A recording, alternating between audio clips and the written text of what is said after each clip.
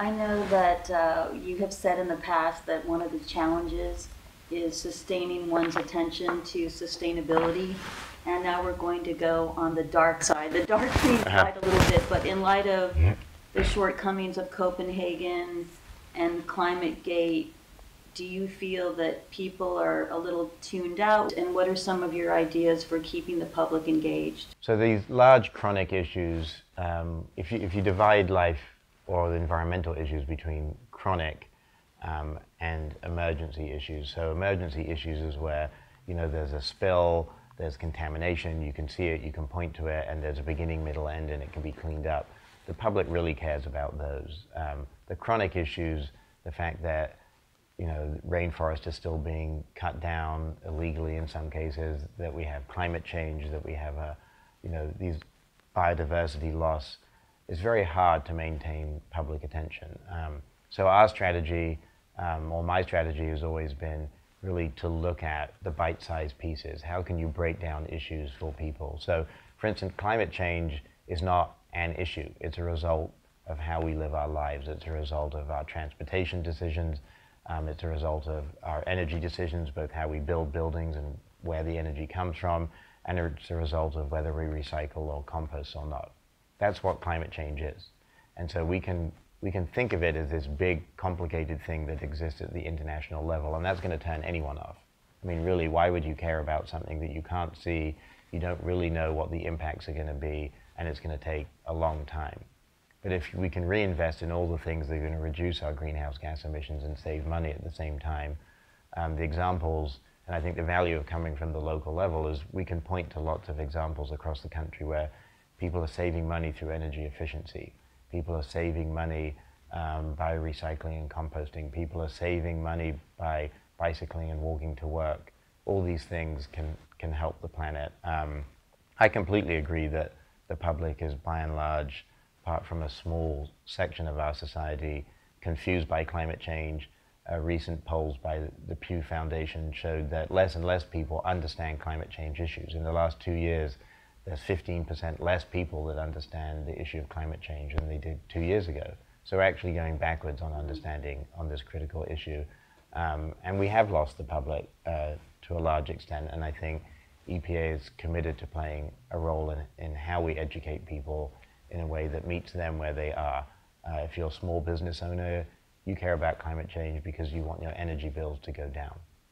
And you may never need to talk about climate change, but if you can show someone that their business is going to be in business a year from now because they've saved $1,000 on their electricity bill, that's going to help them. Here in San Francisco, in my last job, we showed people how to save money by putting solar power and solar thermal on their rooftops, because we gave them an incentive. We said the role of government is to lead.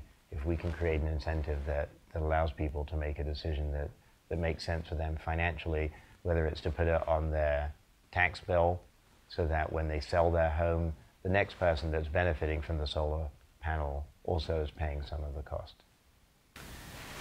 What do you have right now in the Pacific Southwest that you're working on, an initiative that you're most excited about? So if you think the huge span between the Navajo Reservation, which is on the farthest eastern part, and Guam, it's actually further than between here and the United Kingdom. It's about 6,500 miles. So it's a large territory. The islands have very different challenges. We have a big issue in Guam at the moment because of military buildup. Troops are moving from Okinawa to Guam, and so we're working to make that project as sustainable as possible.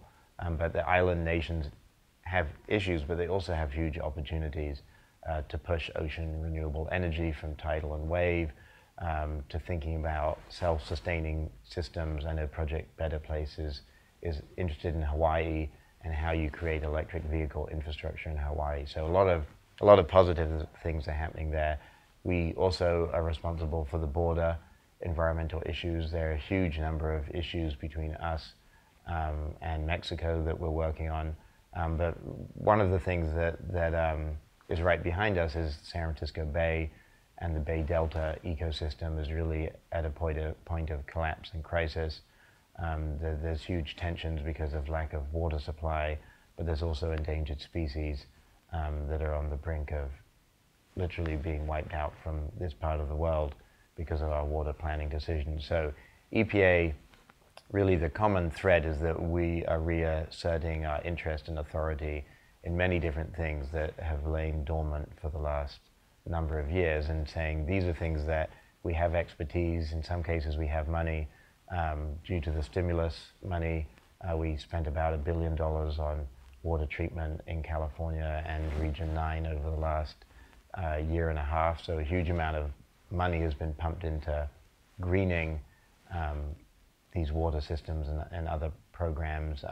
We give a lot of environmental justice grants, and so at this time when there's lack of funding for small environmental justice programs, we still do have money. So we're trying to play our role well, and on the one hand we push programs and have a proactive role. On the other, we're an enforcement agency, and so when companies do the wrong thing, when cities or states don't comply with the laws of the land, we're there to bring enforcement action. So we probably have about 80 attorneys on staff that are working diligently to look at the cases that need to be brought.